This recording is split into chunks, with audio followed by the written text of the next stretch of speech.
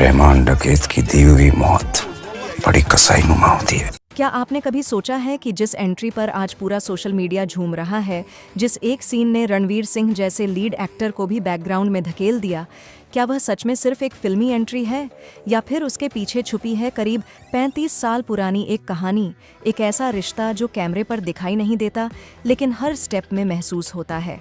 आजकल Instagram reels हों, YouTube shorts या फेसबुक, हर जगह वही एक सीन घूम रहा है। अक्षय खन्ना सैन्य बालों की धुन पर बेहद कॉन्फिडेंट और लगभग बेपरवाह अंदाज में डांस करते हुए अपनी एंट्री मारते हैं। लोग कह रहे हैं ये फिल्म का सबसे दमदार मोमेंट है। कुछ तो यहाँ तक कह रहे हैं कि रणवीर सिंह लीड होकर भी फीके पड़ गए। लेकिन कहानी यहीं खत्म नहीं होती। असली ट्विस्ट तब आता है जब पता चलता है कि धुरंधरन में यह डांस स्क्रिप्ट का हिस्सा ही नहीं था। न यह डायरेक्टर की डिमांड थी, न कोरियोग्राफर की प्लानिंग। इस बात का खुलासा खुद फिल्म के को एक्टर दानिश ने किया। लेकिन इसी बीच एक सवाल भी उठ रहा है, क्या अक्षय खन्ना की यह एंट्री वाकई ओरिजिनल है या फिर बॉलीवुड का वही पुराना खेल, पुरानी चीज को नए पैक में पेश करना? क्योंकि सोशल मीडिया पर एक पुराना वीडियो तेजी से वायरल हो रहा है। एक ऐसा वीडियो जिसे देखकर लोग अचानक चुप हो गए। उसमें जो शख्स डांस कर रहा है, उसकी चाल, उसकी बॉडी लैंग्वेज, उसका ठहराव, सब कुछ डराने वाली हद तक अक्षय खन्ना से मिलता जुलता है। और सबसे चौंकाने वाली बात, वह शख्स कोई और नहीं बल्कि अक्षय खन्ना के पिता विनोद खन्ना है। अब सवाल यह नहीं कि डांस कॉपी है या नहीं, सवाल यह है, क्या अक्षय खन्ना ने जानबूझकर अपने पिता की परछाई को स्क्रीन पर जिंदा कर दिया? और अगर हाँ, तो क्यों? इसका जवाब पाने के लिए हमें करीब 35 साल पीछे जाना होगा। साल था 1989, लोकेशन लाहौर। एक भरा हुआ स्टेज, म्यूजिक, रोशनी और हजारों लोग। स्टेज पर थे बॉलीवुड सुपरस्टार विनोद खन्ना, वही विनोद खन्ना जिन्होंने अपने करियर के पीक पर सब कुछ छोड़ दिया था। इस कॉन्सर्ट में उनके साथ मौजूद थे रेखा, पाकिस्तान के मशहूर क्रिकेटर जावेद मियांदाद और एक शख्स जो आगे चलकर पाकिस्तान का प्रधानमंत्री बना, इमरान खान। लेकिन कैमरे का फोकस अचानक विनोद खन्ना पर टिक गया। वह नाच रहे थे, न कोई भारी भरकम स्टेप, न कोई ओवर एक्टिंग, बस वही ठहराव, वही आत्मविश्वास और वही बॉडी मूवमेंट। आज अगर आप उस वीडियो को अक्षय खन्ना की धुरंधर एंट्री से मिलाएं तो फर्क ढूंढना मुश्किल हो जाता है। यहीं से शुरू होता है शक और यहीं से बहस। मीडिया से बात करते हुए उन्होंने बताया, पूरी कोरियोग्राफी चल रही थी, सब अपने स्टेप्स कर रहे थे। तभी अक्षय सर ने अदिति से पूछा, क्या मैं डांस कर सकता हूँ? अदिति ने कहा, जो मन करे करिए। और फिर अक्षय खन्ना ने अचानक डांस शुरू कर दिया। हम सब बस देखते रह गए। अब जरा सोचिए, एक ऐसा एक्टर जो हमेशा लो प्रोफाइल, कम बोलने वाला और कैमरे से दूर रहने वाला माना गया, वह अचानक इतना पावरफुल सीन कैसे बना देता है? क्या यह सिर्फ इम्प्रोवाइजेशन था या फिर अवचेतन में कहीं दबी हुई एक पुरानी याद अचानक जिंदा हो गई? क्योंकि अक्षय खन्ना का रिश्ता अपने पिता विनोद खन्ना से कभी आसान नहीं रहा। जब अक्षय सिर्फ 5 साल के थे तब उनके पिता ने फिल्म इंडस्ट्री, स्टारडम, पैसा और परिवार सब कुछ छोड़ दिया। विनोद खन्ना चले गए अमेरिका, ओरेगन, रजनीशपुरम, अपने गुरु ओशो के पास। एक बच्चा जो यह भी नहीं समझ पाता कि स्कूल क्यों जाना होता है, वह यह कैसे समझे कि उसका पिता सब कुछ छोड़कर चला गया? अक्षय खन्ना ने हाल ही में एक इंटरव्यू में इस दर्द को पहली बार खुलकर बताया। उन्होंने कहा, उस उम्र में यह समझना नामुमकिन था कि जिसके पास सब कुछ हो वह सब कुछ क्यों छोड़ देगा। यह सिर्फ एक सवाल नहीं था, यह एक खालीपन था। एक ऐसा खालीपन जो सालों तक अक्षय और उनके भाई के अंदर रहा। लेकिन क्या यही खालीपन आज अक्षय खन्ना की सबसे बड़ी ताकत बन गया? क्या धुरंधर की यह एंट्री सिर्फ एक सीन नहीं बल्कि एक बेटे की अपने पिता को दिया गया अनकहा ट्रिब्यूट है? या फिर यह सब लोगों की बनाई हुई थ्योरी है? क्योंकि कहानी अभी बाकी है और इसके अगले हिस्से में हम जानेंगे अक्षय खन्ना ने ओशो की किताबों से क्या सीखा, विनोद खन्ना भारत क्यों लौटे और कैसे धुरंधर अक्षय खन्ना के करियर का सबसे बड़ा टर्निंग पॉइंट बनता दिख रहा है। तो सवाल यही है, क्या यह डांस कॉपी है या फिर खून में बहती यादों का असर? जब अक्षय खन्ना ने पहली बार यह स्वीकार किया कि उनके पिता का अचानक संन्यास लेना उनके बचपन का सबसे बड़ा झटका था, तो यह सिर्फ एक बयान नहीं था, यह एक दबा हुआ दर्द था जो दशकों बाद सामने आया। 5 साल की उम्र में पिता का अचानक चले जाना कोई छोटी बात नहीं होती। उस उम्र में बच्चा यह नहीं समझता कि आध्यात्मिक खोज क्या होती है। वह बस इतना जानता है कि पापा अब घर पर नहीं हैं। अक्षय खन्ना ने खुद माना कि यह खालीपन उनके लिए सालों तक एक सवाल बनकर खड़ा रहा।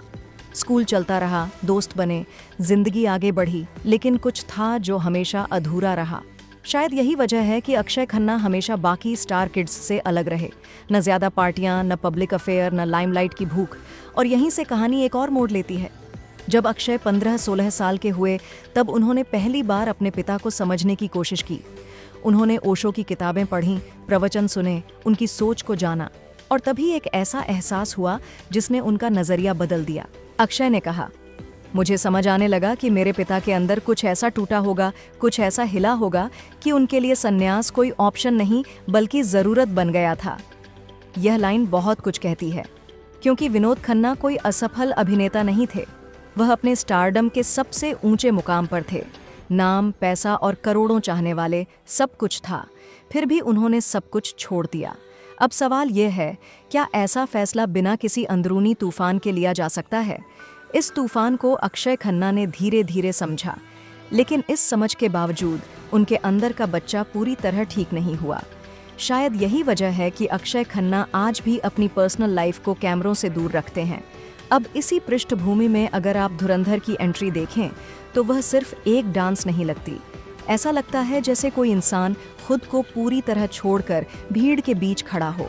न ज्यादा एक्सप्रेशन, न ओवर ड्रामा, बस एक शांत आत्मविश्वास। और यही चीज लोगों को खींचती है, क्योंकि रणवीर सिंह जैसे एनर्जी से भरे एक्टर के सामने अक्षय खन्ना का इतना ठंडा और सधा हुआ अंदाज अपने आप सवाल खड़े करता है।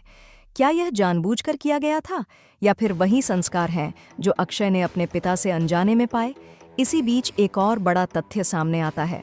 अक्षय खन्ना ने अपने हालिया इंटरव्यू में साफ कहा कि उनके पिता ओशो से कभी अलग नहीं हुए। लोगों को लगता है कि फिल्मों में लौटने का मतलब मोह टूट जाना था, लेकिन सच यह नहीं है।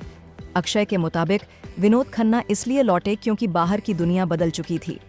रजनीशपुरम की राजनीति, दबाव और हालात, सब कुछ बदल रहा था। यानी विनोद खन्ना ने संन्यास छोड़ा नहीं, उन्होंने बस अपनी जिंदगी को 2 हिस्सों में जीना सीख लिया।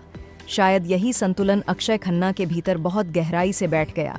इसीलिए वह न पूरी तरह स्टार हैं, न पूरी तरह साधारण इंसान, बीच में कहीं खड़े नजर आते हैं। अब वापस आते हैं धुरंधर पर। फिल्म की रिलीज से पहले रणवीर सिंह की कास्टिंग को लेकर जो विवाद हुआ, उसने फिल्म के भविष्य पर सवाल खड़े कर दिए थे। लेकिन रिलीज के बाद कहानी बदल गई।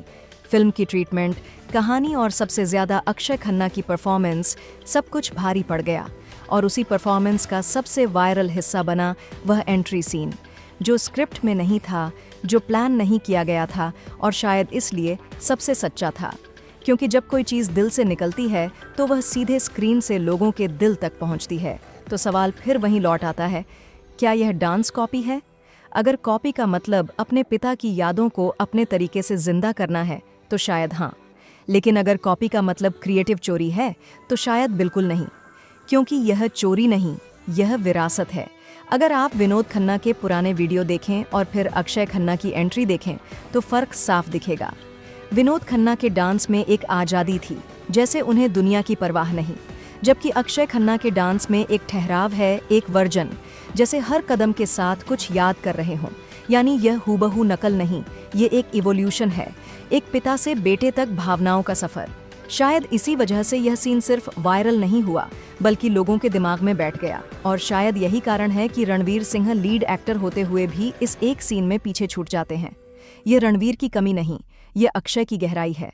अंत में सवाल वही रह जाता है, क्या अक्षय खन्ना अपने पिता की परछाई से बाहर निकल पाएंगे, या फिर वह जानबूझकर उसी परछाई में खड़े रहना चाहते हैं? शायद इसका जवाब खुद अक्षय के पास भी नहीं, क्योंकि कुछ रिश्ते तर्क से नहीं, एहसास से चलते हैं। और धुरंधर की वह एंट्री शायद कोई डांस स्टेप नहीं, बल्कि एक बेटे का अपने पिता से खामोश संवाद है। तो अगली बार जब आप वह सीन देखें, सिर्फ तालियां मत बजाइए, यह भी सोचिए, क्या यह कॉपी है या विरासत? और अगर आपको ऐसी कहानियां पसंद हैं जो सिर्फ खबर नहीं, उसके पीछे की इंसानी कहानी दिखाती हैं, तो चैनल को सब्सक्राइब करना ना भूलें, क्योंकि कुछ कहानियां खत्म नहीं होती, वे बस खामोशी में चलती रहती हैं।